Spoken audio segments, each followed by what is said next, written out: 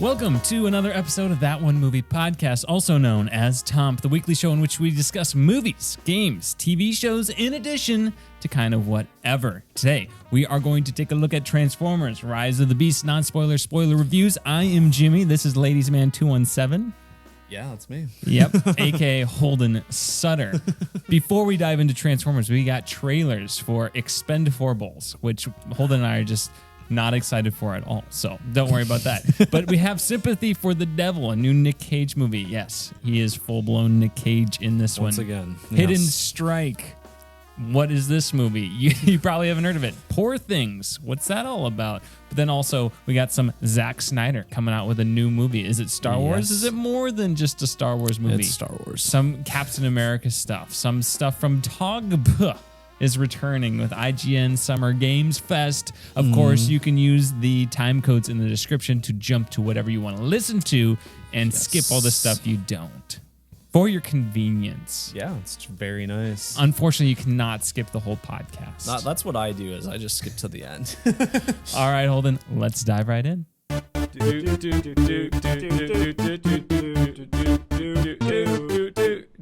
That One Movie Podcast. Tom. All right, Jimmy, first, we've got to do some toms. Oh boy, let's do the toms.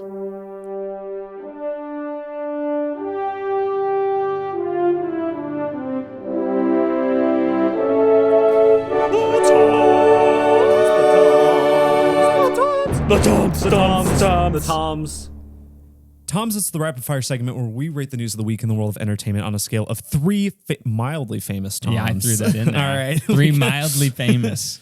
Brokaw, Bombadil, and Bergeron. Brokaw is the highest, Bombadil is the lowest, and Bergeron is somewhere in between. Jimmy, let's get to it. Yeah, Holden, I started taking cold showers. Yeah. Because I don't know, I just hate myself for some reason, but it gives me some energy. The benefits, man.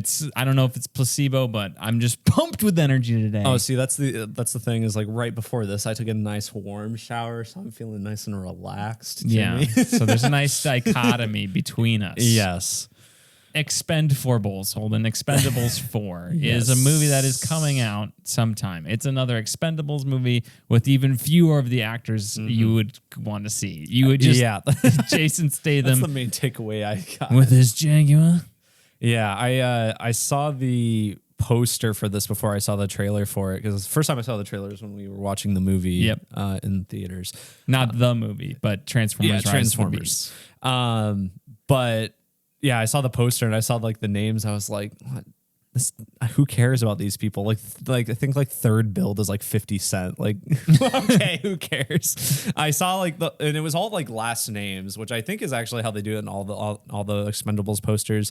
But it said Fox. I was like, Jamie Foxx? Okay, that makes sense. And then it's Megan Fox. I'm like, who cares? Megan Fox, famous action star. Is she the one at the beginning of the trailer? I think so. I did not even recognize her. Really? Okay. Well, it's perfect for Transformers Week, though, that Megan Fox comes up, because, boy, I have not heard her name in a long time. Yeah. And really, like, the only people in this that you'd care about, I guess, are Sylvester Stallone, Jason Statham.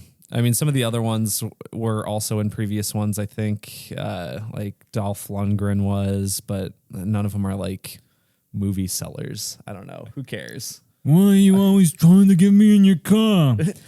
It's because I drive a Jaguar. Is it Sylvester Stallone? Is it Vin Diesel? Is it Mike Ehrmantraut? They all sound vaguely the same. Yeah, I've never seen any of the other Expendables movies. They've all been mildly interesting to me because of the people in them, but this one doesn't even have that. So no, I wouldn't be. I would be way more apt to visit an old one than to just see this one. It also seems redundant that we have this and Fast and the Furious going on at the same time. I feel like these are not probably as good, but I'm sure there are people who are there who love them. Maybe one day we can gain an appreciation for them. That will get in the seats when they see Sylvester Stallone. Yeah. No, yeah, I think the third one has. Does the third one have Harrison Ford in it? I have no idea. I don't know anything I think Harrison about Ford's in the third movies. one. I forget they exist all the time. When was Expendables 3 been made? It had to have been like 10 years ago, right? 3. I want to say I was in high school. Oh, really? 2014. So almost 10 years ago. I was in high school. And they were already all really old back then. So yeah, Harrison Ford is Max Drummer. My favorite character. But yeah, see, like that one, you got also like Mel Gibson, Wesley Snipes, like Harrison Ford, Antonio Banderas. Yeah, you got a lot of people. I'm pretty sure Arnold Schwarzenegger is also in that one, maybe like a minor role. But yeah, a lot of people that you might want to go see. 83% of people liked this movie. Oh, there you go. On Google. So there you go. Don't look at the Rotten Tomatoes score or IMDb. So interesting. I'm going to give it a Bergeron because I don't care because I haven't seen any of them. Maybe they are good. Biggest Bergeron I have ever given. Wow. A Sylvester Stallone sized Bergeron. Yes. Holden, do you have any sympathy for the devil, which is our next trailer? Not really. Seems like kind of a bad dude. Yeah, anti-devil here. Devil, Thomas, 2 thumbs down, Bombadil for me. What was the Tom that we were going to replace? Tom Wambsgans. Oh yeah, is going to be our new Tom Wambsgans here. I thought he was the good one. Oh, that's true. We decided we're replacing Thomas 2 thumbs up Brokaw with Tom Wambsgans. We need a bad Succession. Tom. Would we have a bad Tom? I don't know. We'll think of one later. Hold on. Okay. Tom Brady. But this one, Nick Cage, he kidnaps a guy his wife is giving birth. Yes. Why does he kidnap him? We're not sure. It sounds like he thinks he's somebody who maybe he isn't. He basically holds him hostage and makes him drive somewhere we don't know where. It's the guy who plays Rick Flag in the Suicide Squad. Oh, I did not realize that. Yeah. Interesting. But my takeaways from the trailer is Nick Cage is going full blown Nick Cage in this. Yeah. For better or worse, I love it when he says, he's like, this is a family emergency. I'm your family emergency now. Very silly. All of his lines in this, and like, there's his like freak out at the diner. He's like, sit down or whatever, however he says it. It's so funny. I don't know. I feel like it might be a little too much for me. So I'm actually going to go Bergeron here. I almost like the idea that it's a more understated thriller, and the fact that it is so over the top. I don't know if this is going to strike the right balance for me just from the trailer. Yeah. But it is a wait and see. I had the same kind of reservations about The Unbearable Weight of Massive Talent, and that turned out to be great. Yeah, I'll be interested. I mean, big Nick Cage movies that have worked recently. I mean, obviously Renfield, but like probably one of the more notable ones is like Mandy, where that movie I feel like is just carried by like probably the most over the top Nick Cage performance I've ever seen. I don't know. I'm mildly interested at least. I don't know if this is getting a theatrical release or what, but I don't know. I'm not sure. But Holden, speaking of movies what is this? Sympathy for the Devil gives a Bergeron for me. Yeah, I don't think I said that. Did I say Bergeron? I thought I said Bergeron. I thought it. Yeah. And you're just supposed to read my mind. All right, there we go. Audience. I mean, we're over 200 episodes in. We know each other. Yeah. We have that intimate relationship. I understood that he wanted a Bergeron. I have an intimate relationship with the viewers, or the listeners, or viewers on YouTube now. All right, yes. Hidden Strike. What the heck is this movie? It has John Cena. It has Jackie Chan. Looks bad. 2 amazing actors in their own rights. And this movie looks terrible. What the heck is this movie? I wrote down the note here. It looks like it's a $20 million budget movie, but $19 million went to paying the 2 actors. The guy who plays Euron Greyjoy is in it. I don't know how to pronounce his name. It's a bunch of like letters that are not in the English alphabet. So I'm like, I don't know how to say it. Scandinavian. Yeah, very Scandinavian. But the Euron Greyjoy guy, he's also in it as the antagonist. But the rest of the movie just looks like garbage from a visual standpoint. I got a kick out of it because it said from the director of Expendables 4. Yeah, it was Need for Speed and Expendables 4. I'm like, wow. A movie that has not even come out yet.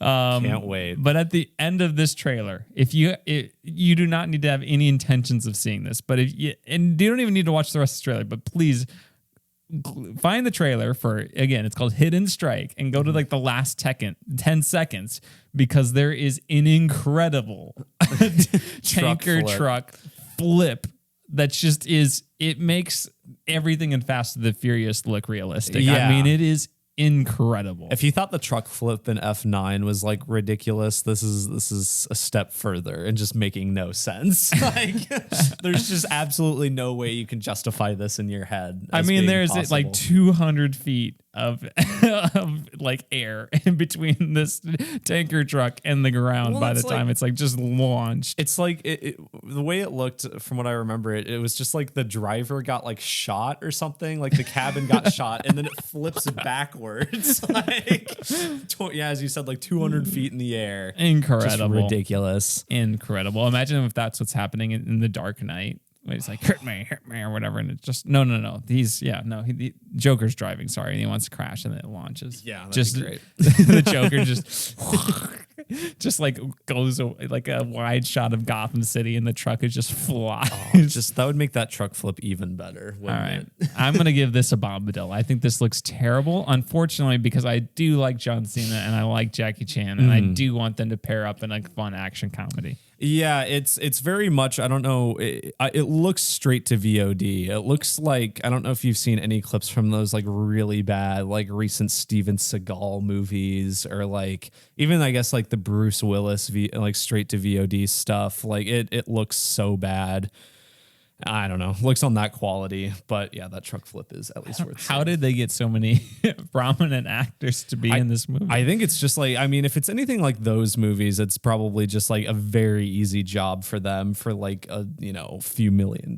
That's my guess. I wish we had some easy jobs for a few $1 million, Holden. Yeah, that'd be great. Instead, we have to work really hard on this podcast for a few $1 million. Yeah, that's we toil away at this. Yes, the Poor Things trailer. Holden, Poor Things. You want to explain this movie a little bit? Yeah, so Poor Things, it's the new movie from Yorgos Lanthimos, who is probably most well known for directing The Lobster and The Favorite, recently Oscar nominated a few years ago. But he's well known for just making very weird movies. All of his movies are bizarre. He also made like The Killing of the Sacred Deer and bunch of other stuff. I enjoy all of his movies. I think I've seen all of them. They're all so weird. They're like impossible to describe. If you describe it, it just sounds like the most bizarre movie you've ever seen. And oftentimes they are. But the tone in them is always so unique and fun. And it has a good sense of comedy usually. And likewise, this movie has a very weird tone in the trailer. Yeah, very, very interesting. Do you have a favorite Yorgos Lanthimos movie? Because I have not seen any of them. Okay, probably I'd say The Lobster. I've only seen all of them once, but from what I remember, I think I enjoyed The Lobster the most. Okay. I did like The Favorite a lot. The Favorite is probably his most normal movie. It's still very bizarre, but I think it's mostly set within like the confines of our reality. It doesn't go too like sci-fi or was anything. Emma Stone in The Favorite? Yes. Okay. Yeah, she's in this too. But I've heard really good things about The Favorite. It was nominated for Best Picture, right? I think so. Yeah. I don't know if The Lobster was. I don't think so. But I haven't seen any of them. I've heard good things about him. Ironically, The Favorite is your second favorite, huh? Yeah, it is. But like you said, the thing that stands out the most here is just the visual aesthetic that's going on. You want to describe it? Yeah, I described it in my notes here. It's like retro futuristic, and we don't get very many shots of like the outdoor world, but I described it as like a World's Fair or like early 20th century look at the future. It almost reminded me of like the old Trip to the Moon kind of like silent film look at the future kind of. Trip to the Moon is the famous one where the moon has the thing like hit it in the face and it's like bleh, and it's like black and white. Yeah, just kind of the way that you've seen it. Iconic image. Yeah. But yeah, just kind of that like look at the future. Once again, we don't get much, and then there's like a lot of hybrid animals and stuff like a weird duck like dog thing or whatever. So, is Willem Dafoe like a Dr. Frankenstein-esque character? Almost like I love how his face is like just put together and it's just crazy. And then Emma Stone is like his Frankenstein's monster, I guess, the creation. Yeah, that's what it seems to be. And her kind of like machine learning AI figuring this stuff out, but in a very retro futuristic aesthetic, which is just kind of this weird combination. Almost has a little Wes Anderson quality to it. Yeah. Not as muted or like what would you say? Symmetrical. Yeah. Muted color palette, that sort of thing. Yeah. Yeah. But and then there's pastel is the word. Yeah, I feel like Wes Anderson's a little bit more pastel. And it also seems to be split between black and white and color. I don't know. It's not like Oppenheimer where I can kind of guess as to when that split is. But there's also Mark Ruffalo. Mark Ruffalo's in it, yes, as well. I don't know. I think it looks really interesting. I'm excited. It's going to be really weird. I'm sure this is going to be much more closer to The Lobster than The Favorite. But yeah, I'm interested. Yeah, I am interested as well. I'll give it a brokaw, even though I'm not sure I'll like it or even see it. So. Yeah, I'm going to give it a brokaw. It's on the radar now. On the radar. Yes. Enough trailers, Holden. Zack Snyder, he sat down with Vanity Fair. And they took pictures and they said, hey, look, this is your new movie, Zack Snyder, that you're making for Netflix. It's actually going to be 2 movies. Because can you imagine this, Holden? Zack Snyder made a freaking long movie. Yeah. He's just going to split it up. So they're going to split it into 2 parts. Originally, if you didn't know, this was pitched as a Star Wars movie to Disney when they were developing the sequel trilogy. So this would have been 10 years. Yeah, it was like 2013, I 2012. I saw it was before Disney even acquired it. Like he pitched it to Lucasfilm directly or something. Kathleen Kennedy. He had talked to her. So this would have been probably 2011, 2012-ish, because I think the deal was done in 2012. So, and it just ended up not working out. He ended up doing all the DC movies and that sort of thing. But apparently this is like an idea he's had since he was in film school. And the idea is, or like the premise of the movie is essentially there's this oppressive government, kind of like the evil empire in Star Wars, that comes to this rebel moon, the rebel moon, the moon called Velt. And it's this little farming village. And they're basically like, hey, we need all your food to like feed our troops or something. When's your harvest? And they're like, 9 weeks. And then essentially in the next 9 weeks, I think, what's her name? The lady who plays the actress who plays the mummy in the Tom Cruise Mummy. Sophia Boutella. Yeah, she is kind of like riling up this ensemble in this village to kind of put together a resistance against this mother world oppressive government. So that's kind of the story. There's a lot of fun characters in it. Jaimin Hanzo is going to be a space gladiator, which I think is great because he played a regular gladiator in Gladiator. But yeah, both the Dario Naharis actors from Game of Thrones are in it. The one that's more in the series, the newer one, is going to play like the main guy named Gunnar, who's just a farmer. And then the other one's actually going to be the villain, whose name is Admiral Noble. Okay. One of the interesting parts of the movie is like there's this religious sect called the Scribes that basically they write down information and they use... Scribes do. Yes, write down information. But instead of using like paper, they use human DNA to do it. So they put you into a stasis and then write it into your DNA. And I actually did a little fun bit with that in my YouTube video I made about this whole thing. So if you want to find out more about Rebel Moon, check out the YouTube video I did for it because I had some fun with that.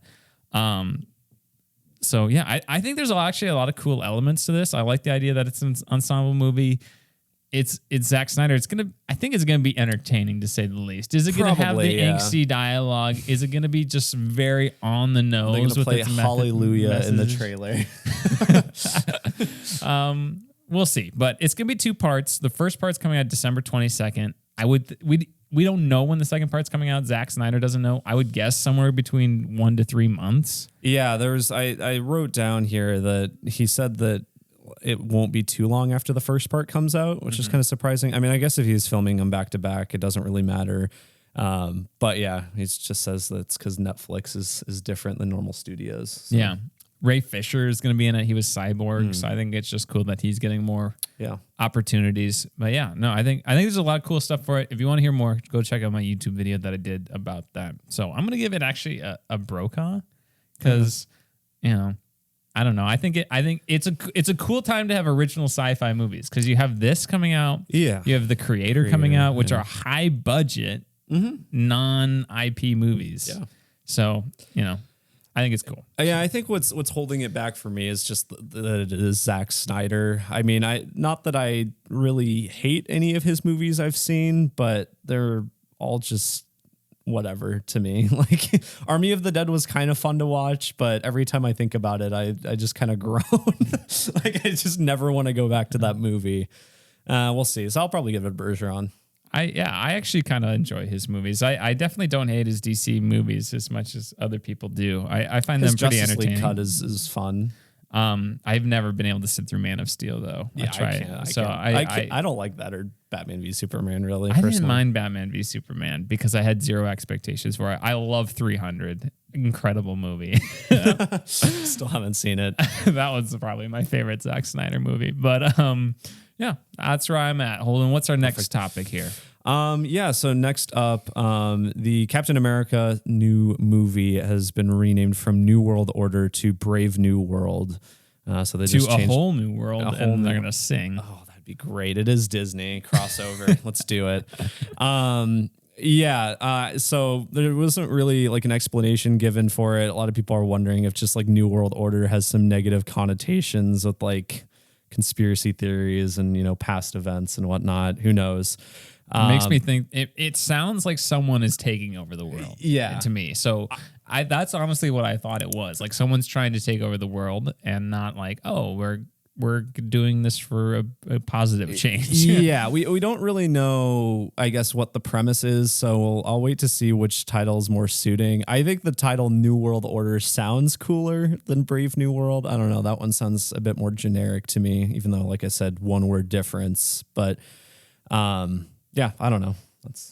What do you have any other thoughts? I do not have any thoughts on this. I am not any more excited for this movie than I was before, which I was not very excited based on whatever that show was, Captain America and the Falcon and the Winter Soldier. Although at the end they said Captain America and the Winter Soldier. You remember that? Like they did the title change after the credits or whatever. Yeah. Gee whiz. It's really cheesy. That show was just the most mediocre thing for me when I watched that week to week. It probably is the worst Marvel show so far. But my opinion. I was just nothing. It just did not move me in any way. So Bergeron for me. Bergeron for me as well. Jimmy, believe it or not, because of the success of the Mario movie. Just passed Frozen, $1.3 billion. Yeah, so got to beat Frozen 2. What's please. Frozen 2 at, do you know? I don't know. Too much money. Frozen too much money. Frozen too much money. Frozen not very, should have been Frozen 2 not good. But believe it or not, Universal is closing a deal for Illumination to make a Legend of Zelda movie. Who would have guessed? It's being described as the next big Illumination movie franchise alongside Mario. I have probably more of a stronger feeling about Zelda. I like some of the Zelda games I've played are among my favorite games ever, and I just am not sure I want to see an Illumination Zelda movie. I'm not sure I'm into that idea. Isn't Zelda more serious? Yeah, it is. Mario. I almost wrote down in my notes here, I'm like, if they play I Need a Hero during the climax of this movie, I am going to lose my mind. Oh my gosh. In a bad way. I just can't imagine like pop music drops in in a Zelda movie. I've decided that I never want to hear I Need a Hero in a song ever again. In a movie, you mean? In a movie, yes. In a song. Because that's just plagiarism. The song. It's a great song. Yeah. It has been put into movies to death because Emily and I just watched the Tetris movie. Exactly. And it's in that movie too. And I'm like, this needs to end. Yeah. This ends tonight. It literally came out. It was in like 3 movies within a month this year. Because I watched the Tetris movie when it first came out. And then it was in Shazam and the Mario movie. Like, my God. All right. Shrek 2 did it the best. Mm-hmm. You're never going to be better than Shrek 2. Nope. Okay. Frozen 1.453 billion. So it's got a ways to go. Frozen 2. I can hope. God, I hate that movie. Can't believe Listen to our Frozen 2 review. We don't That's think probably it's one of my good. favorite reviews we've done, just because we both hate it and no one else and everyone else likes it. Yeah, that and Free Guy is the biggest like disconnect between us and them. Sorry if you like Free Guy. I just don't understand. I just don't. I don't. I just have no respect for you. Just kidding. I'm kidding. I have respect for you, but just very little. No, I'm just kidding. We're probably the ones out of touch there. But yeah, I played what is it? Ocarina of Time. No, Majora's Mask is the one I would play through, but I never beat it or anything because I was little. I was like 6 years old. That's my favorite one. Majora's Mask. It was fun. I liked putting on the masks and becoming different people. Yeah, that was really cool. But I really don't know anything about Zelda. I really do need to get a Switch at some point and play those 2 10 out of 10 games. Yeah, the 2 that are like considered the best of all time. Meanwhile, I'm playing Assassin's Creed Origins over here. Yeah, I'm at a Bergeron. I think they definitely need to take a more mature tone with this. If they don't, if they just turn it into, oh, it's a me, Mario, good time. That'd be weird if they turned it into that. If Chris Chris Pratt's just Mario in it. Oh, I'm a Link. Zelda, I will save you. if that's what's going on here, that's a Bombadil. So tinted Bergeron conditional. If it's not a serious tone, then I'm gonna change that to a Bombadil retroactively. Yeah, I think I'm okay with it being animated, like as opposed to live action. I mean, obviously this is if they wanted to make Zelda live action, it would lend better than Mario. But I mean, with animation, you can do so many fun things, and there's a lot of creatures in Zelda that will work better with that. But yeah, I'm probably I think I'll go Bergeron leaning Bombadil for this. I don't know. I mean They made an okay Mario movie, and I initially when they announced that I was groaning, but yeah, I think I don't know. We'll see. So the Hunger Games, Jennifer Lawrence in an interview for her upcoming movie No Hard Feelings said she'd be 100% down to come back as Katniss Everdeen if they found a way to make it work.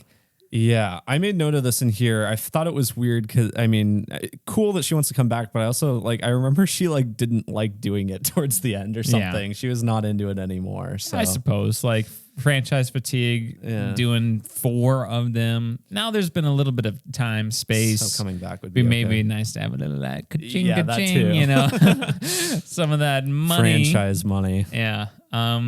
She already sleepwalked her way through X-Men, so.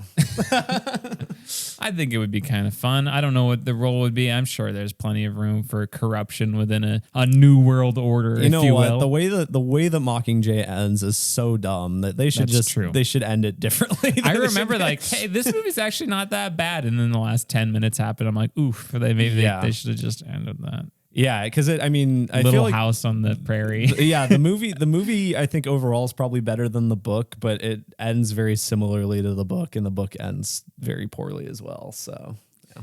They're just having their nice little, I'm with Peeta and we have kids, and then boom, boom, boom, kid's dead. Peeta dead, or his head explodes in front of her.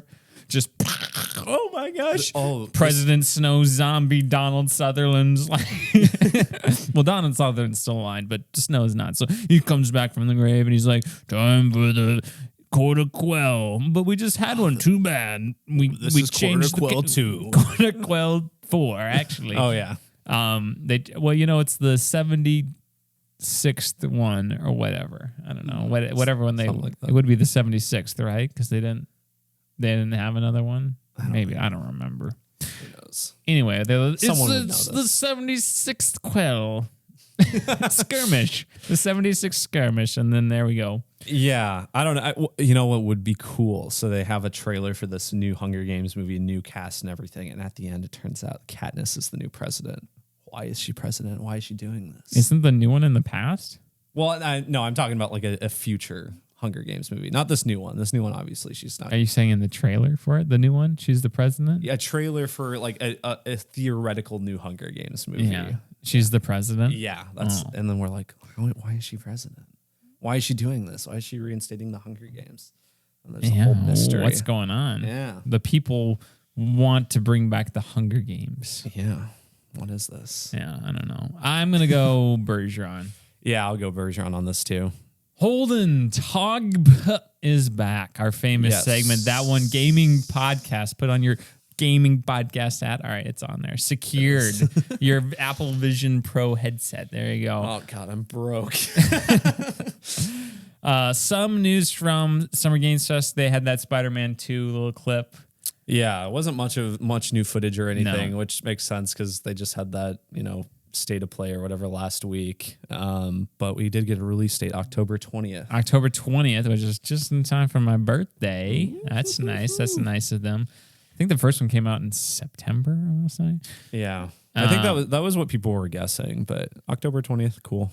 Got some time to catch up on my other games to play first. Yeah, and then they also released a little image of Venom fighting Miles and Peter, and they also, Brian Intihar, the director, revealed that Venom is not Eddie Brock. Yeah, I saw that. Because he's Harry Osborn. Harry Osborn. All but confirmed. I think I'm like 80% sure it's Harry Osborn. Yeah, there is. They weren't mentioning it. I saw this tweet that like it was talking about how they weren't saying yes or no to Harry Osborn, and they're like, this is the Jason Todd Arkham Knight situation. Yeah, yeah. Is the Arkham Knight Jason Todd? The Arkham Knight is a brand new character we developed with DC Comics. Like 2 minutes into the game, this is clearly Jason Todd. Sorry if you haven't played Arkham Knight. Well, it's not spoiling much if you know anything about anything in the comics. But the other thing they did say, which I think is worth noting, is that they said Gwen Stacy is not dead in their universe. So they tweeted that. So we'll be getting Spider-Gwen, maybe? Maybe. That's the third game. Then we'll have 3 playable characters. No, honestly, that would be pretty cool. Be greater together again. Be greater together with a woman. Yeah. Brokaw, I'm excited. Spider-Man 2. Yeah, I'll give it a Brokaw as well. I saw also, I didn't write down Alan Wake here, but Alan Wake 2 comes out like 3 days before Spider-Man 2. I'm like, oh my gosh.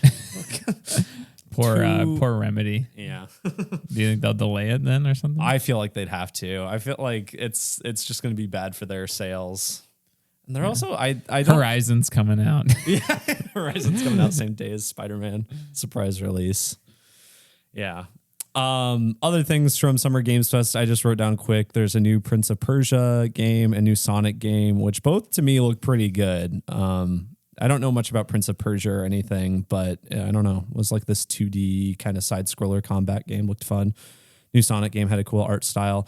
But then the big thing at the end of the Summer Games Fest was they showed more of Final Fantasy VII Rebirth, which is the part 2 for the Final Fantasy VII remake.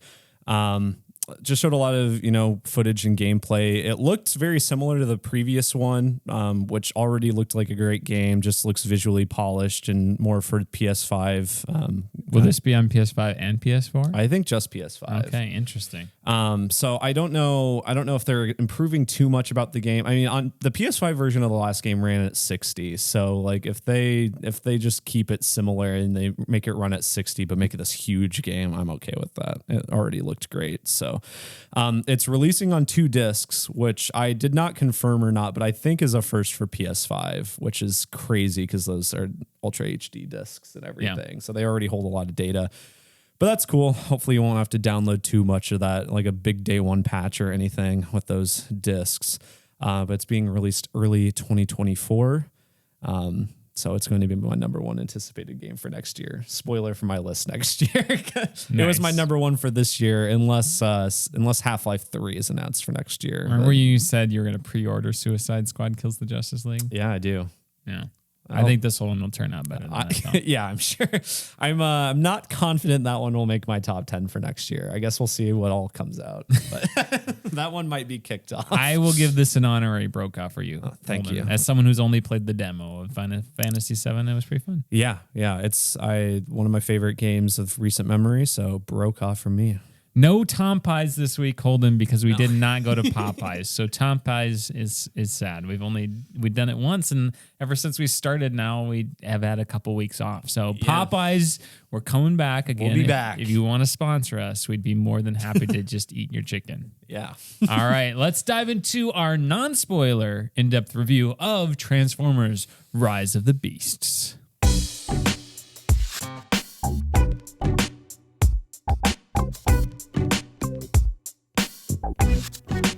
All right. Non-spoilers for Transformers Rise of the Beast. Use the time code to skip ahead.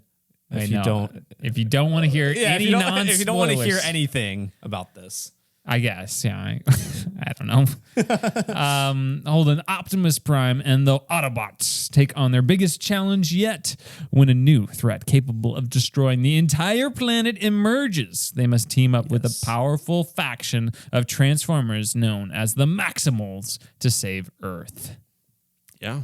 Holden, sounds accurate. This is kind of a reboot prequel. Yeah, I don't movie. I think it's in continuity with the other movies, but I'm confused. and I can probably just talk about it here, since it was in marketing and stuff. The thing that makes me most confused about its continuity with the other movies is Unicron in the 5th movie is just Earth.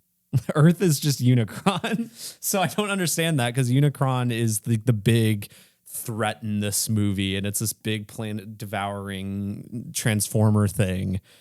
But it's not Earth. So I don't know. I don't understand how that works. That's my big thing that doesn't make sense. It is definitely a sequel to Bumblebee, because they like kind of mention the events of Bumblebee in this movie. You don't really need to see Bumblebee or anything. I haven't seen Bumblebee.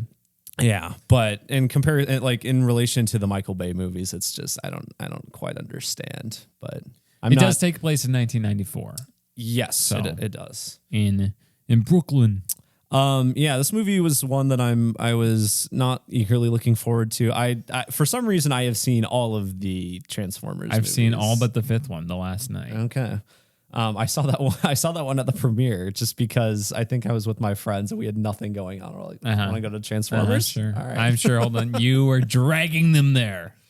No, I haven't really been excited for a Transformers movie since the 3rd one, I don't think. I think all the other ones I've just gone to like out of obligation. 3rd one's underrated. Yeah. It is. Yeah. I stand by that. I've only seen it the one time. I think I've only seen all but 1 and 2. Like I've seen 1 and 2 more than once, but the others I've only seen once. Yeah, I think so. Anyway, this movie is fine. It's fine. It's perfectly serviceable. If you were excited about this movie, I think you're going to like this movie. If you don't care about this movie, you'll leave the movie going, it's fine. I described it to Jimmy as probably like the most mid movie I've ever seen. I don't really have like strong feelings either way. I have good things to say. I have bad things to say, but it is just a very down the middle thing of like this movie. I don't think there's anything like offensive about it. No. Like I wasn't like, it was not a bad time. It was most entertaining of my problems enough. are like story or whatever, but yeah, it's a very much fine. MacGuffin driven story. They're like, oh, we need this MacGuffin and we got to go to this place. Mm-hmm. There's some character motivations that just don't seem to really make a ton of sense concerning the MacGuffin and whether or not they should actually go and get this thing and kind of the stakes involved with that. I'm like, are we thinking clearly about this? But the human characters I thought were actually okay and decently likable. The main guy, who's played by Anthony Ramos, who's the guy in The Heights. He's Hamilton's son in the musical. I thought he was very likable, and he did the best with the material he had. He's got this like a little brother character. I think their relationship's kind of cute, even if it's a very generic like Hallmark relationship. There's not really too much to them. It's praising them, I think, is like I'm like praising them compared to the rest of the Transformers movies, because like this is the first time where the human characters aren't like annoying. Yeah. Really? I guess Bumblebee was fine, but like it's very serviceable human characters with some, fun performances and whatnot. But yeah. And they also don't take up too much of the movie. Like I feel like it's probably the best Transformer to human balance out of any of these movies. Do you think they need humans in these movies? No, I don't think so. I think you could just make these basically animated movies. Like, right? I don't think like the more I'm watching this, and I know like there's this huge thing about Optimus Prime, like learning to trust the humans, and humans are an asset, and that's like I'm like, do you really need that? Is that part of like the cartoon at all? Or is this just a thing that's been a thing since the Michael Bay movie from, what is it, 2007? Yeah. Well, I know like some of the cartoons that have come out since then involve humans, but I think for most of it, like a lot of the Transformers cartoons are just the Transformers. Because I feel like you could already just do the Transformers and that would be enough. And like I said, I think the humans in this are perfectly likable enough. Dominique Fishback, she's from Judas and the Black Messiah. I thought she was good with what she had. She's kind of the other main character in this, her and Anthony Ramos. And Elena, I think is her name. I think they were. I think so. I think they were good. And I didn't, like when they were on screen, I didn't want to rip my hair out. Like it's not like the Godzilla movies or King Kong or whatever. And you're like, I do not care. Get to the good stuff. Let's go. This is also the first one, including Bumblebee, that doesn't have like a military subplot. Oh yeah. All these Transformers movies always have a military subplot that no one cares about, and that's just not here. Which thank goodness. That's always There's really worst not part. a military stuff at all. No, unless you count the. Yeah, I was gonna say. I will. Okay, I'm gonna say non-spoilers. I'm not gonna say what happens. The ending is one of the funniest endings to like any movie I have ever seen. I'm like, most of this movie, I'm like stone faced. The jokes are like just whatever, not making me laugh. I lost my mind at that ending. It's so good. It's not supposed to be funny. No. Holden thought it was funny. I thought it was amusing. Other voices in this, obviously Peter Cullen returns as Optimus Prime. He's 81 years old, so we'll see how long he continues to be Optimus Prime. Hopefully, it's a good voice. He does a really good job with it. I've seen now, and I was for a while it wasn't happening in this movie, but there's this whole thing where people talk about how Optimus Prime in these Transformers movies is just so violent for like no reason, and I think maybe it's like in comparison to the cartoons, he's not as like ruthless or whatever. But there's so many lines in these movies where he's just like, I'm going to rip your head off or something like that. I'm going to kill you. Like, it's just like, you always think of him as this like stoic leader, and he's just like losing his, he does it in this movie too. He wasn't doing it for like most of it, but then at the end he's like, I'm going to rip your head off, Scourge, or something like that. It's literally a line like that. I'm like, it's so funny. Michelle Yeoh is another voice that you may recognize, obviously from Everything Everywhere All at Once, where she just and won a lot her of other Oscar, things, and a lot of other things. She plays this Maximal called Air Razor. One of the main ones there. Pete Davidson, I gotta have Pete Davidson. He's Mirage. I actually didn't notice it was Pete Davidson. So yeah. His character's in it, but not too much where it's super I thought annoying. it worked. I thought it was fine. He kind of, I mean, Bumblebee is in this movie, but he's essentially like the Bumblebee character for our human here. And he's good. He's fine. He's just a chill Transformer, essentially. Yeah. I thought it was nice that they changed it up from Bumblebee. Yeah. Ron Perlman as Optimus Primal, who's the main Maximal. That was the other funny part when they first said his name, Optimus. I'm like, oh my, his name is Optimus Primal.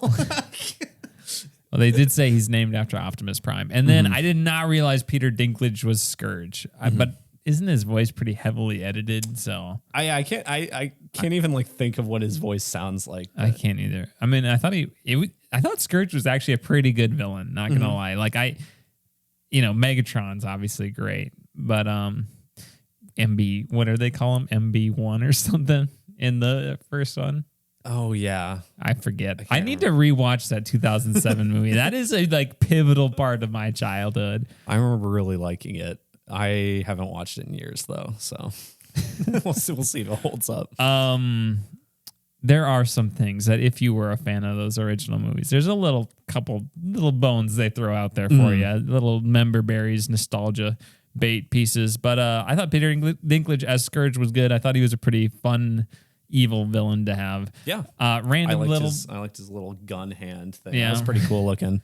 Random little notes. Cristo Fernandez, who plays Donnie Rojas in Ted Lasso, pretty iconic character. He voices a random side Transformer. Which one does he voice? Does he voice like the bus one? Yeah, the one then they go to Peru. Okay. And he's like, "Oh, do you know Spanish or whatever?" Okay, that one. But yeah, so they go to a couple places here. They go Peru. Where else do they go on this? That's like the main place they go to. Actually. Honestly, like I think. Well, it's like Peru, Cusco, the city, and then like the jungle. Yeah, it's just like the surrounding area, which is kind of nice. I mean, these movies always jump around everywhere, and it's mostly just. I don't know. Is that New York? I don't know what city. New York City. Okay, it's New York City, and then yeah. Peru at the end or in the second half. Yeah. But yeah, that's pretty much it with this MacGuffin thing and this whole storyline. But yeah, I thought it was fine. I thought the action was fine. I didn't nothing really stood out to me. I thought the VFX were decent enough that it wasn't distracting. It wasn't like, wow, these visual effects are amazing. Like I thought when I first saw the original one. I'm sure it looks better than the original one. Well, yeah. But like in comparison to what it was, the original one was just mind blowing in 2007, how good it looked compared to everything else.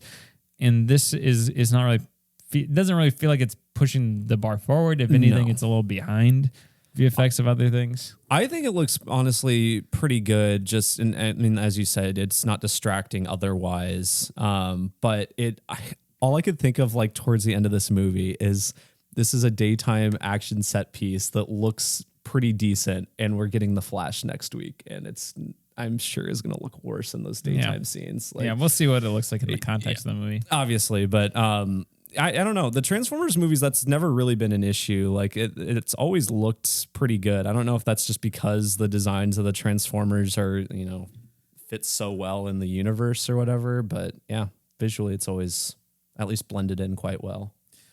The music, I didn't really notice it all that much. It's pretty generic for the most part. The only part I noticed it is when they used some of the music from older things. Yeah. So the original movie's like theme. Yeah. Which is good. That was just like na na na na na na na na na, and Optimus Prime is giving like a monologue. I'm like, heck yeah, let's go. People of Earth. I don't know if he does. He did like the music for I think all of the Michael Bay ones. Steve Jablonsky. I don't know if he's done like Bumblebee in this one though. But let's see. Hold on. We have technology. Transformers: Rise of the Beasts. The composer is not listed on the Google thing. Great. So now I have to do composer. Composer is it's not him. John-Yik Bontemps. I'm sorry, we are butchering your name. But yeah. I didn't notice it good or bad. So that can be a good thing that I didn't notice it because it means it wasn't bad. It was fine. So overall, I honestly thinks that this is, again, who's this for? If you like Transformers, I think you will enjoy this movie. Like, I think it is certainly serviceable enough for you to get entertainment out of it. If you see the trailer and you don't really care, I don't think this is going to push the needle for you. No. So I would just say save your money and go see something else. There's going to be a billion movies worth seeing this summer over this, I think. So that's where I'm at here. I'm probably rating it like a 5.5 out of 10, just very middle of the road. I don't really have strong feelings either way, but yeah, I mean, if you, like Jimmy said, if you like Transformers, if you thought the trailer looked fun, go see it. Which are people who are like, oh, the trailer, I want to see it. Like, I had like kids. I think, kids would probably like this movie. Yeah. So, because I know kids who are excited for the trailer. So, if you have 10-year-old boys, I think that's the demographic that's going to hit this. I mean, if you have any interest, it's probably the time to see it is in theaters. I don't feel like this is a movie that just doesn't quite hit the same at home. It's just a very big movie. Yeah. All right, Holden, with that being said, let's dive into our spoiler discussion. Of course, again, use the time codes in the description if you want to miss out on spoilers and skip to our other segments. Otherwise, that's your last chance. Spoilers is starting right after this.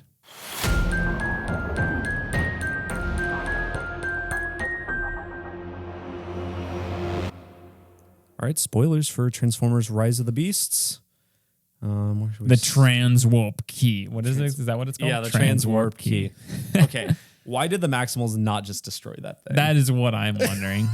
Like, first off, why didn't they destroy it? And then why did they help? Okay, when they went to Peru to go protect it. Yes. But did I miss something? How did the other guys, the Terracons or whatever they're called? Terracons, I think. How did they know to go to Peru? Well, they got the first half of the key. They got the first half, right? Because the only reason they got the first half was she accidentally activated it, and it shot a huge beacon that only Transformers can see into the sky. I'm honestly not sure they had a reason, because I think like they were going to Peru and then they were just like, oh, the Terracons might already be there, but I don't think they had like a reason why. The Terracons had no idea that this stuff was around until this huge beacon came into the skies. So they don't. If it's just it's only the one half somewhere else on this planet, but they have no way of finding it. Like, I guess they just followed them there. I'm like, why are you going to look for the thing that can end the world? But it wasn't made clear they were like tracking like the Autobots or anything either. So I don't know. I don't know how they knew they went there, why they went there. But yeah, they should have destroyed the thing is what I kept thinking. And Anthony Ramos's character is like, let's destroy it. I'm like, thank you. Well, great idea. Bring it to Mount Doom. Throw that sucker into the lava. It's hard for me to like empathize too hard with the I get in the movie the Autobots don't want to destroy it because they want a way to get home, but I also know they don't go home. So like I'm just thinking the whole time like this is stupid. Just destroy the key. We want to go home, so we're willing to risk the fate of every single world in the universe. Yeah, which that's for also our selfish desire. Logic is pretty. Meanwhile, dumb. The Maximals are like, well, guess we just have to subjugate ourselves to living here forever for the betterment of the entire universe. I'm Team Maximal here. Well, yeah, and like that's the thing. Like they Optimus Prime is a dick. they've grown. I'm gonna rip your head off. It is. I feel like you could find a compilation of just Optimus Prime saying that stuff throughout these movies. It's very funny. But no, I like the Maximals. They're fine with living on Earth and everything. They even say they're like, oh, this has been a fine sanctuary for us. But they don't destroy it. Like I don't understand why they didn't destroy it when they first landed on Earth thousands of years ago or whatever. It just doesn't make sense. And then none of this would be an issue. The Autobots wouldn't even like know it was here or whatever, and they wouldn't care. Every time they said Unicron, I was thinking Omnicron. Oh no, Omnicron's here. Unicron, the Unicron variant. Oh my god, that'd be funny.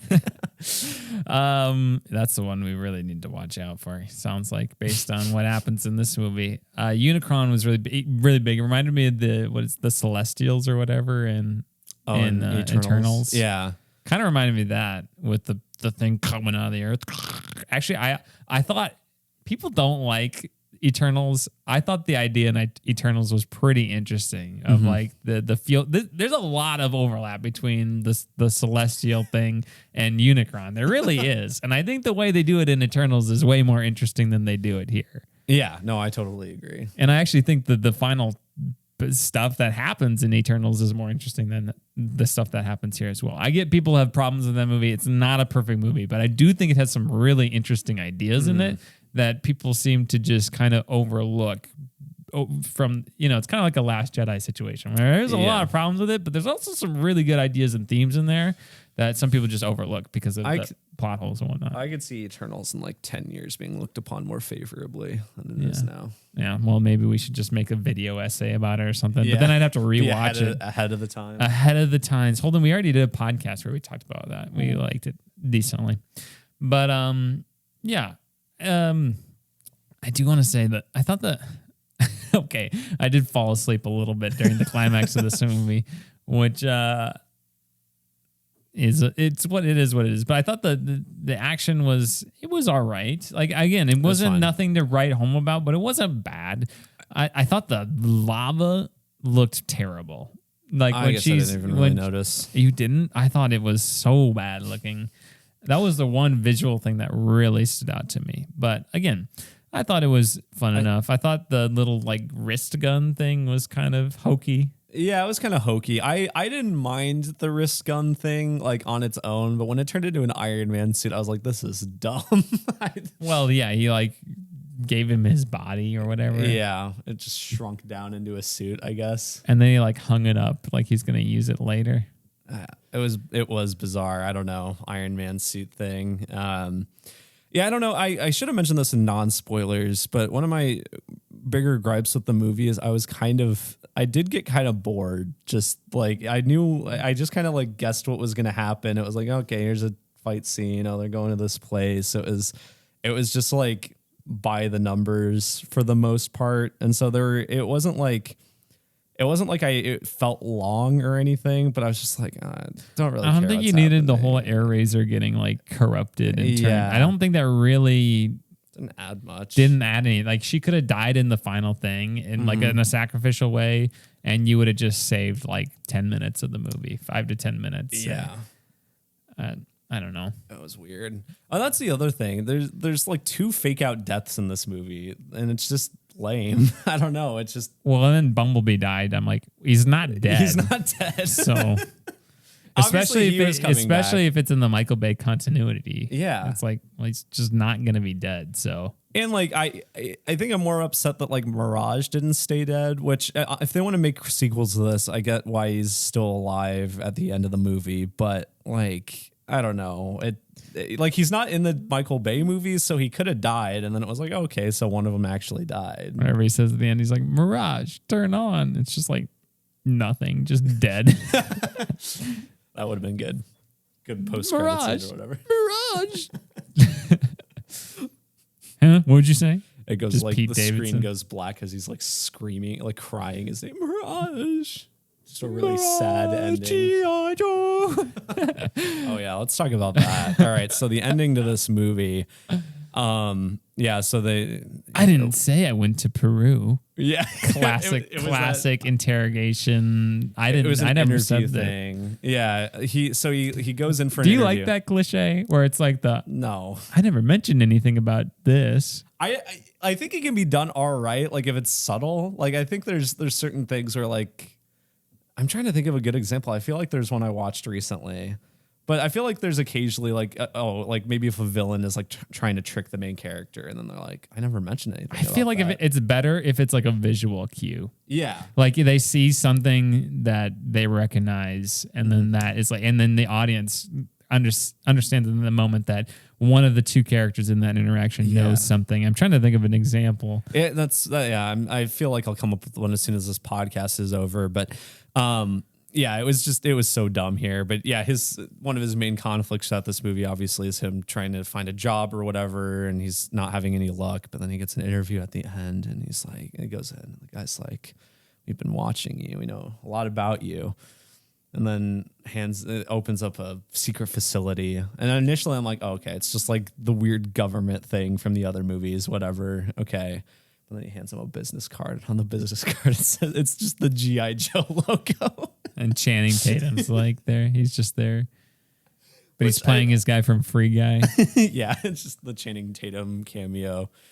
That was so funny. It was so unexpected. I cannot say that I should have mentioned it in like non-spoilers, but there's no way to guess the end of this movie. I don't feel like anyone in a million years would guess, oh, there's a G.I. Joe thing. I thought there were rumors of this happening. Really? That Hasbro wanted to combine Transformers and G.I. Joe. Now that you mention it, feel like we might have talked about that. I feel like I heard that at some point, but it could have been two franchises I don't particularly have a ton of interest in. Yeah, and it both seem to be just giving diminishing returns. I don't feel like putting them together is really going to bolster a Hasbro cinematic universe. Well, here's the problem with it is those movies came out 10 years ago. Mm-hmm. So like kids don't know those movies, do they? Mm-hmm. Kids aren't going back and watching those. They're watching, they'll go back and watch Pixar and, Disney, Illumination, kids movies like that, but they're not going back and watching those live action things. I feel like if they were going to watch one of those movies, they'd be just watching one of the MCU movies at this point. And I feel like parents probably are not like, hey son, here's G.I. Joe. Maybe G.I. Joe, a little Rise bit of Cobra. Maybe Transformers the first one, but I feel like Transformers is more likely because it's stuck around more. Like it's. But G.I. Joe is nobody's watching that. We got that Snake Eyes movie. Remember that? Forgot about Snake Eyes. That was like 2 years ago or whatever. Flopped. Snake Eyes. I totally forgot that was a movie. Yeah, but it is what it is. They can try. This very much feels like trying to set up something.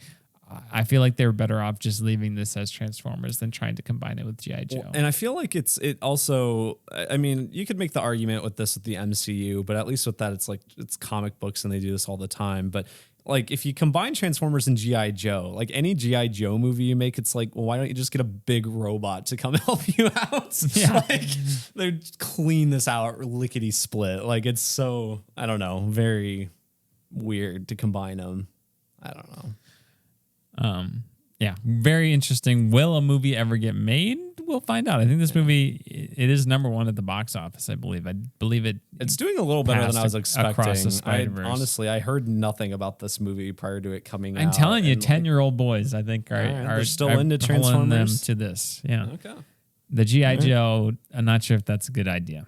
Yeah. Bombadil. Who's buying G.I. Joes anymore? I'll give a Bombadil to that. Other things to talk about with this movie. One thing I wanted to mention is you have Dominique Fishback's character. Her boss is just the most incompetent person to ever be like the director of a museum of all time. I'm like, there's no way this lady got this job because she is a nincompoop, to use the technical term. She has no idea what she's doing about anything, which is hilarious. I mean, then Dominique Fishback is just this like intern level, but she knows everything about everything. She's so good.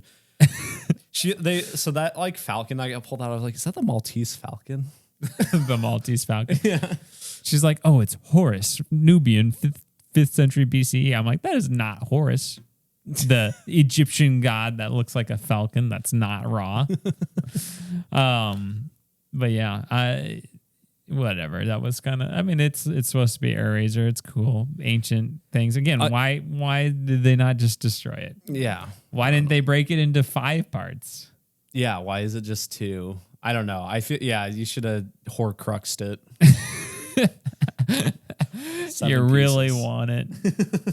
That would have made like that would also made the movie a little bit more interesting too if they each have like a piece and you know it's like go after Thanos is going like after the Infinity Stones a little bit like that. This one, it just like you said, I feel like the middle just kind of when they're going to find it. Yeah. I mean, it's cool to see the culture of Peru and all that. I thought that was cool to see the city of Cusco, but I mean, it's literally like 2 minutes and then they're in a cave. Yeah. And they're like, there's nothing here. And then they have those really incompetent little robots that for some reason can't catch up to them and kill them. Spider guys. Yeah. It reminds me of the little guy from the first one. Oh, yeah. I honestly looked a lot like him. So. But just like bigger. Yeah. And less effective, I guess. Mm-hmm. It's very frail robots. And that little guy kind of reminds me of the little guy that Jabba has in Star Wars. I don't know, something about him. It just reminds me of that. But yeah, it's just weird. Like if you sit down and think and analyze the motivations and why is the premise this and that, it kind of falls apart, which is too bad because it just feels like, especially in the middle of this movie, it needed something to propel it forward, and there really wasn't anything there. Yeah, it's just very by the numbers, and unfortunately, there are just a lot of weird plot holes in it, even though it's like a very basic story. So, and it doesn't really make sense for why Anthony Ramos's character like joins the Transformers to begin with. Yeah, because he's like kidnapped basically by Mirage in the car, and then he's just like, well, I guess I better help you guys. Yeah, it's like, and then he just like my world too. Literally, it's like that cliche line. It's like, my world I'm not too. Gonna tell the military or the government or anything. Like, you know, the fate of the world is at hand. I'm not gonna let anybody else know about it. And I don't. Okay, we shouldn't have trusted the human. I don't understand. I understand like the idea of government cover-ups, but like there are so many Transformers things happening in this world prior to that 2007 movie. Like, how do people not know about this? Also, Scourge is just like, wow, the transwarp key is right there. Better have one of my henchmen go get it. Yeah, he's just delegating. He's like 30 feet away. I'm like, dude, just go grab it. And then finally he's like, fine, I'll just do it myself. I'm like, why didn't you just do that from the beginning? There's so many like those little things that like, do they really matter? No, but when you like pick it apart, it's like, just go do it. It's not that hard. It's again, it's a movie I honestly think they're like, we're making this movie for 10-year-old boys. Because that's like when Michael Bay made the first one. He's like, that's what I did. I made the movie for that. Yeah. You could say most of his movies are made for 10-year-old boys. I still need to see Ambulance. Did you ever see that? I never saw it. We should watch that sometime. I want to see it. Yeah, I thought it was fine. I don't think I really have anything else to say about it at this point. I thought some of the effects looked better in the movie than they did in the trailer, I would say. Yeah.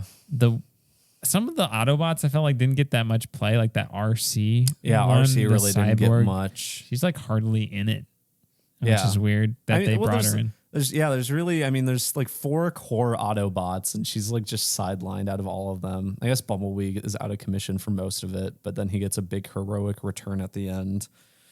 Yeah, they didn't actually say Maximals maximize. Yeah, disappointed about that. What was it just me, or was that one longer take that's in the trailer not in the movie? I think it was. It was in the movie. I just think didn't it was. notice. Okay. Yeah, I think it was just during some of the fighting. Or maybe it was done. Maybe part of it wasn't there. I don't remember. But no, that's the other thing. I feel like the Maximals aren't like they're not in it that much. AirRaiser has kind of maybe the most play. Yeah, and then Optimus Primal has an all right amount, but the other two just like don't matter. Like the Cheetor one, it's like Cheetor. It's like Cheetor and Rhinox. I'm like, oh my god, Cheetor's a terrible name. I'm sorry if you like Beast Wars. I'm making fun of your characters here. Stupid names. I don't know. It was all right. That's where I'm at. Anything else to say? I don't think so. Transformers. They made another one. Yeah, it was fun. Okay, better or worse than Bumblebee? Probably worse, I think. I want to rewatch Bumblebee because I feel like I didn't like it as much as other people, but I also remember thinking this is the best one. Didn't Bumblebee get like a 90-something% on Rotten Tomatoes? Like something ridiculous. Or like at least something very high for Transformers. Bumblebee 2018, a movie that's 5 years old already. 91% on Rotten Tomatoes, but only liked by 79% of Google users, which seems low. I think I remember that one being slower than a lot of them. I think it does focus a lot on the bond between him and the girl. So I think maybe people just were wanting more Transformers fighty action, but John Cena's in it. That's right. But it's pretty good in it. I gotta watch. Transformers 1 is 2 hours, 24 minutes. Gee whiz. I feel like all of them are like almost 3 hours long, aside from Bumblebee. Doesn't look like it's on any streaming services. Transformers 1. Dang. Yeah, that's too bad. All right, Holden, let's dive into our final segment of the show, which is, of course, What Are You Doing? What are you doing? What are you doing? No, what are you doing? What are you doing? No, what are you doing? What are you doing?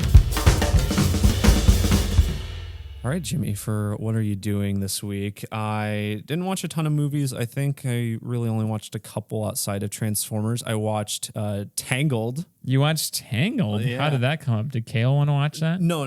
That was entirely because I played through the world in Kingdom Hearts. Oh, I see. I was like, okay, I have not watched Tangled since it like first came out. I'm gonna go back and watch it, and it was good. It's fine. I like Frozen better. I think I do too still. I think I may have cooled off on Frozen since Frozen 2 came out. I don't know. But I still think I like Frozen more than Tangled. But Tangled has a lot of fun personality to it. I think like that horse is very good. The horse is the best part. Yeah, that's like out of all the Disney animal sidekicks, that's like one of the best. And Zachary Levi is the main guy, is good. And Rapunzel's great too. I don't know. It's very fun. Has like 1 or 2 good songs. I think that's one of the things why Frozen's just better to me. So the songs are just a lot better. I only really remember the Mother Knows Best song. That's the only one I remember. I only saw it once 6 years ago. So. Yeah. It's a good movie. Not anything super to write home about, but the Kingdom Hearts world got me hyped up on it. So I was like, I'm gonna watch it. But then I did rewatch Spider-Verse a third time. A third time? How was it the third time? Also just great. Who would have thought? But I watched it after they fixed the audio issues, which you claimed there weren't any. I didn't say there weren't any. I said I didn't notice. Which I forgot. I was going to bring that up in Tom's, but they did send out a new one. I was just going to wait for this. But yeah, it does sound better. So Spider-Punk overall just sounds like you can understand him better. So I think that was an improvement. I think knowing it's there is kind of distracting for the opening like Gwen narration bit, because like it sat like at the point where it normally sounded like it would be drowned out. It sounds like they just made her voice louder, like, and it was louder than like the rest of her dialogue. So it just sounded like the volume was raised. I don't know, but overall, glad I could actually understand what was being said. Liked it. But yeah, very, very good the third time. Awesome. I do want to see it a second time. So Emily and I will go someday here. Nice. I have been watching more Barry. I just started season 3, so you're farther along than I am right now, but still good.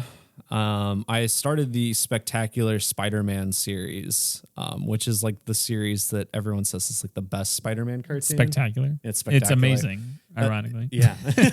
Not quite spectacular. That's the one that his like that Spider-Man has like one line in Spider-Verse. It's like the one when they're like confronting Miles, and it's like the weird like 3D like CG. It's like looks completely animated. Hold it, I've only seen it once. Okay. I haven't seen it 3 times. It's weird because it's like the only Spider-Man that has a line. You know the one Spider-Man in the one place with the 800,000 Spider-Man? It's the one Spider-Man that isn't like a main character that has a line at that point. So it's like kind of stands out if you don't know who he is.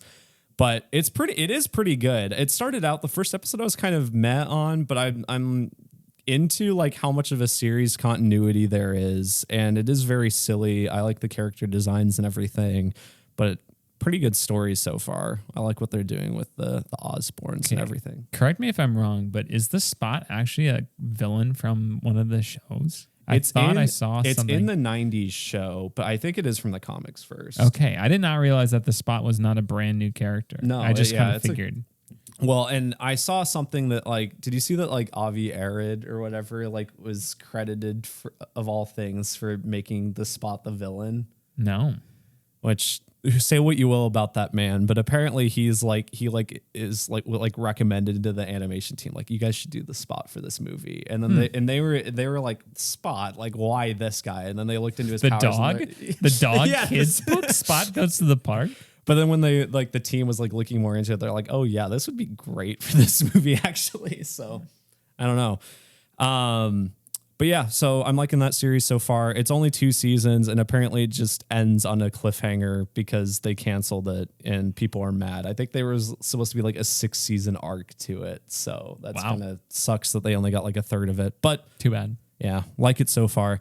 And then I've just been playing Kingdom Hearts 3. I just finished the Big Hero 6 world, which was really cool. I liked that one a lot. And there's also Pirates of the Caribbean world and good stuff. I'm liking it. I'll probably finish it this week. I never did see Big Hero 6. Oh, really? I think I've only seen it once. I remember liking it, but... Heard good things. Yeah, Baymax is the best part. Very fun character, but... Yeah, Jimmy, what about you? What are you doing? Sweet. I'm on season 4 of Barry. Just finished season 3 yesterday. Promo imaging kind of spoiled how season 3 ended, though, since you could not avoid that. I'm like, well, I know how this is going to end. I'm glad watching it live, I was like, oh my God, the way that ended. It was so good. Quite knowing that. So if you don't know and you're watching season 3, avoid that stuff so you can. Even though when you click on Barry, it'll spoil it for you. Basically, yeah. It used to not to. When it was HBO Max, it would not show it. But now now that they've redone it, it just shows it when you click on it. It's annoying. Felt like it was anyway. I don't remember. Emily and I watched the first episode of Beef. We liked it.